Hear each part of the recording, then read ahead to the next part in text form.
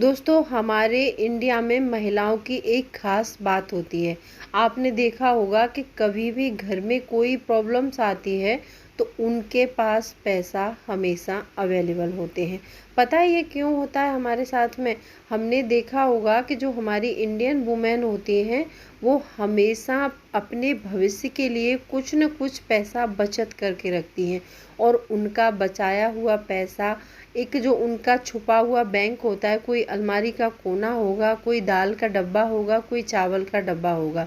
तो ऐसे में यदि उनको और तरीके पैसे बचाने के पता चले तो वो और ज़्यादा बचत कर सकती हैं। वीडियो बहुत इंटरेस्टिंग है, वीडियो के एंड तक ज़रूर बने रहिएगा। और अभी तक आप लोगों ने अपने इस क्रिएटिव चौहान चैनल को सब्सक्राइब नहीं किया है तो आप लोगों से एक रिक्वेस्ट है, प्लीज़ सब्सक्राइब करिए अपने इस क्रिएटिव चौहान चैनल को और बेल आइकन को भी ज़रूर प्रेस कर दीजिएगा ताकि ऐसी ही इंटरेस्टिंग वीडियो की नोटिफिकेशन आपको मिलते रहें। दोस्तों वीडियो पसंद आए तो एक लाइक ज़रूर कर दीजिएगा। तो चलिए स्टार्ट करते हैं वीडियो को। वैसे तो पैसे बचाने में सभी मेरी जो बहनें वीडियो देखती हैं निपुण हैं और मेरे वीडियो देख देख के उन्होंने सीख भी लिया है, लेकिन आज की वीडियो में कुछ नए पॉइंट हैं तो इन सभी पॉइंट को ध्यान से सुन लीजिएगा। तो सबसे पहला पॉइंट आता है कि अपने घर में लिमिटेड कैश रखें। देखो कई बार ऐसा होता है कि हम लोगों की सैलरी आती है तो हम सैलरी से पैसा निकाल के इकट्ठा ही महिलाओं को दे देते हैं। घर में जो लोग घर चलाती हैं, जो महिलाएं घर चलाती हैं, अगर उनका खर्चा 20,000 मंथली का है तो हम क्या करते हैं कि 20,000 मंथली उनको इकट्ठा दे देते हैं। बात ठीक है कि हस्बैंड को बार बार नहीं जाना पड़ेगा। कई बार ऐसा होता है कि 20,000 रुपये देखकर कई बार हमसे फिजूल खर्ची हो जाती है। तो आपको क्या करना है, आपके पास भी एक सेविंग अकाउंट होना चाहिए जो आपके पैसे खर्चे के लिए आपको मिलेंगे। उसमें से आप यहाँ पर 15,000 रुपये का यूज़ कीजिए और 5,000 रुपये निकाल के अलग रख दीजिए। या तो आप घर में भी रख सकती हैं, नहीं तो आप अपने बैंक में ट्रांसफ़र कर सकती हैं। ठीक है, आपने 5,000 रुपये अलग निकाल दिए। अब 15,000 में आप अपने घर का खर्च जो है चलाइए। आप देखेंगी कि जो खर्च आपका 20,000 में चलता था वहाँ पर वही खर्च आपका मुश्किल से 17 या 18,000 में चल जाएगा। और आप उस 20,000 में से जो बचत करती थी ना, आप वो 17-18,000 में से करने लगेंगी। क्योंकि ऐसा होता है कि यदि हमारे हाथ में या फिर हमारे पास में या फिर हमारे माइंड को विजिबल हो कि हमारे पास 20,000 रुपये हैं तो हम 20,000 के अकॉर्डिंग खर्च करते हैं। हम क्या सोचते हैं, कोई नहीं 20,000 रुपये तो हैं, ये चीज़ चाहिए तो हम ये भी ले लेते हैं। हम एडजस्ट नहीं करते हैं।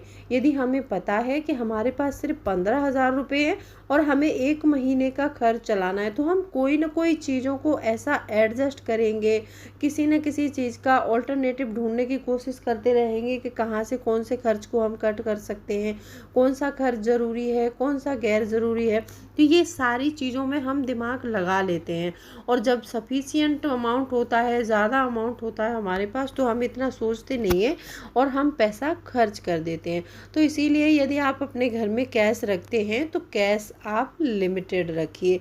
यदि आप ऑनलाइन पेमेंट करते हैं तो आप सोच समझकर खरीदारी कीजिएगा। अगर आप ये इम्प्लीमेंट कर पाती हैं तो आप अपने पैसे ज़रूर बचा सकती हैं। दूसरा पॉइंट आता है, अब यहाँ पर कई सारी महिलाओं के कमेंट आए थे कि हम बजट तो बना लिया है हमने लेकिन पैसे फिर भी नहीं बच रहे हैं। देखो बजट बनाना और बजट पर चलना एक दोनों अलग अलग चीज़ें होती हैं। बजट बना लिया है हमने, लिख कर भी रख लिया है, लेकिन हम उस बजट से चल नहीं रहे हैं। हम बजट के अकॉर्डिंग पैसा खर्च ही नहीं कर रहे हैं। हमारा बजट अलाउ कर रहा है हमें मंथली खर्च के लिए 20,000 रुपये और हम कर रहे हैं वहाँ पर 25,000 रुपये, तो पैसे नहीं बचेंगे। आपको क्या करना है, आपको बजट बनाना है। मैंने आपको कई बार बताया है कि सबसे पहले बजट आप अपने घर वालों से चर्चा करके बनाइए। यदि जॉइंट फैमिली है तो, यदि आप अकेले रहते हैं तो आप हस्बैंड वाइफ मिलकर बनाइए।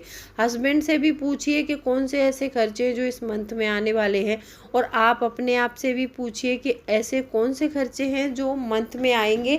और कुछ खर्चे ऐसे होते हैं कि अचानक आते हैं तो मैंने उनके लिए हमेशा बताया है कि एक एक्स्ट्रा इन्वेलप बना के रखो। उसमें आपकी जो भी आमदनी है उसमें से 1,000, 2,000 रुपये एक्स्ट्रा में ज़रूर रखिए, क्योंकि कभी भी कोई भी इमरजेंसी आती है तो इमरजेंसी कभी प्लान नहीं की जा सकती। तो उसके लिए आप अलग से एक सफिशिएंट अमाउंट हर मंथ निकाल कर अलग रख दो। ये होता है बजट का एक अच्छा प्रारूप घर के लिए। घर के लिए बता रही हूँ, जो घर में बजट बनाती हैं महिलाएं, वो इस चीज़ को हमेशा ध्यान में रखें कि उनको कहाँ कहाँ कितना खर्च करना है। आपकी ग्रोसरी आती है तो कितने की आती है, बच्चों की फीस जाती है, स्कूल फीस तो कितनी जा रही है, बच्चों का किराया, जो ट्रांसपोर्ट का किराया है वो कितना जा रहा है, बच्चों की ट्यूशन फीस है, ये भी ज़रूरी है। अगर हमें यही लगता है कि हमारे लिए ये साड़ी ज़रूरी है या फिर कोई ऐसी चीज़ है जो हमारे शौक़ में काउंट हो रही है वो ज़रूरी है, तो वो हमारे लिए इतनी ज़रूरी नहीं है। अगर उसको हम पोस्टपोन कर सकते हैं तो करिए, और हमेशा बजट पर अमल करके चलिए। आप एक बात और ध्यान रखना कि बजट को ज़्यादा रिजिड नहीं करना है। आपको रिजिड करने का मेरा मतलब है कि बजट को ऐसा मतलब सख्त नहीं बनाना है कि कहीं पर आप फेर बदल ना कर सको। आपने ग्रोसरी में यदि 2,000 रुपये रखे हैं तो आप वहाँ पर 2,000 रुपये ही खर्च करने का सोचोगे, ऐसा नहीं है। बजट को थोड़ा लचीला भी बनाना है। अगर मान लो 2,000 की जगह 2,200 भी हो जाते हैं तो हमारे बजट के अंदर इतनी गुंजाइश होनी चाहिए कि हम 2,200 भी वहाँ पर दे सकते हैं, क्योंकि वहाँ पर हमारे खाने पीने का सामान है। वो सामान में अगर हम कटौती करेंगे तो पैसा नहीं बचेगा, क्योंकि वहाँ पर कटौती करेंगे तो हम ज़्यादा अच्छे से खाएंगे नहीं, हेल्दी फूड नहीं खाएंगे, हेल्दी सब्जियाँ नहीं खाएंगे, दालें वगैरह नहीं खाएंगे। अगर इनमें कटौती करेंगे तो डेफिनेटली हम बीमार पड़ जाएंगे और काम नहीं कर पाएंगे। काम के बाद हमें पैसा आता है वो भी नहीं कर पाएंगे। और एक जो होता है ना कि हम कहीं पर बीमार हो गए तो कितना हॉस्पिटल बिल बनेगा, वो भी हो सकता है। तो आप हमेशा बजट बनाइए, बजट को लचीला बनाइए, और बजट पर एक चर्चा ज़रूर होनी चाहिए आपके घर में। दूसरा पॉइंट ये था मेरा। तीसरा पॉइंट आता है कि कभी भी कोई भी खर्च बेवजह ना करें। देखो, बहुत सारे लोग ऐसे होते हैं कि बेवजह अपना पैसा खर्च करते रहते हैं। ऑनलाइन शॉपिंग मतलब मोबाइल चला रहे हैं, उन्होंने देखा कि ऑनलाइन ये चीज़ बहुत अच्छी मिल रही है, लेकिन उनको ज़रूरत तो थी नहीं उस चीज़ की, लेकिन उन्होंने क्यों परचेस कर ली कि ऑनलाइन में वो अच्छी दिख रही है। आपने देखा होगा कि ऑनलाइन जो सामान हम खरीदते हैं उनकी पिक्चरों को एडिट करके डाला जाता है। जब हम प्रोडक्ट घर पर मंगाते हैं तो अलग प्रोडक्ट निकलता है, फिर हम उसको रिटर्न करते हैं, फिर हमारा कुछ पैसा कटता है, काफ़ी दिनों में वापस आता है। तो ये पैसा जो हमारा जो जाता है ना, 2 रुपये 4 रुपये कट के घट के आ रहा है हमारे पास में, हमें सामान भी अच्छा नहीं मिल रहा है। तो इससे अच्छा यदि आपको नीड है, आपको ज़रूरत है, तो आप मार्केट तक खुद चल कर जाइए और सामान को अच्छे रेट पर देखकर, अच्छी क्वालिटी देखकर, आपको कितनी क्वांटिटी चाहिए वो देखकर सारा सब कुछ खरीद कर लाएंगे तो आपके पैसे ज़रूर बचेंगे। नेक्स्ट पॉइंट आता है कि हमेशा पार्लर जाते रहना, अपने ऊपर बहुत ज़्यादा पैसा खर्च करना। देखो, हर औरत मतलब चाहती है कि मैं सुंदर दिखूं, मैं अच्छी दिखूं, लेकिन इसका मतलब ये नहीं है कि आप हर महीने में 2-3 दिन पार्लर में बैठे रहो। पार्लर का एक बहुत मोटा खर्च होता है और आजकल इस खर्च को औरतें बहुत ज़्यादा करती हैं। मैंने देखा है कि पार्लर में यदि हम जो है आईब्रोज बनवाने जाते हैं, आईब्रोज सेट कराने जाएंगे, तो वहाँ पर देखेंगे कि जो पार्लर वाली जो औरतें होती हैं ना, वो हमें 4 चीज़ बेचने का और कोशिश करती हैं। ये लिपस्टिक का सेट बहुत अच्छा है, आप इसको खरीद लो। ये क्रीम ऐसी है कि आपके फेस पर दाग धब्बे हैं सबको निकाल देगी। ये मतलब हेयर टॉनिक ऐसा है कि आपके हेयर को एकदम अच्छा बना देगा, मुलायम बना देगा। ये सारी चीज़ें होती हैं ना, हमारे दिमाग को वॉश करने वाली होती हैं। तो जब हमारा एकदम ब्रेन वॉश होता है तो हम वहाँ से कम 300 से 400 का सामान परचेज करके लाते हैं, और अपना जो मेकअप करवाने गए थे या फिर जो भी काम कराने गए थे 250-300 रुपये हम उसका दे रहे हैं चार्जेस। मतलब लोकल में लगता है 250-300, अगर हम कहीं अच्छी सिटी में जाते हैं तो वहाँ 1000-1000 1200 एक अपॉइंटमेंट के ले लेती हैं लेडीज़ें। तो ये एक मोटा खर्च होता है औरतों का हर महीने का। यदि आप भी ऐसा ही करती हैं और हर महीने पार्लर जा के अपने पैसे को बर्बाद कर रही हैं तो आपको ये सब चीज़ें नहीं करनी चाहिए। आप अपने पैसे को बचाओ और आप अपने किचन में ही ढूंढ सकते हैं अपनी सौंदर्यता का राज। आपने देखा होगा कि हल्दी, बेसन, दही, बहुत सारी ऐसी रेमेडी हैं जिन रेमेडियों को करके हम अपनी स्किन केयर कर सकते हैं।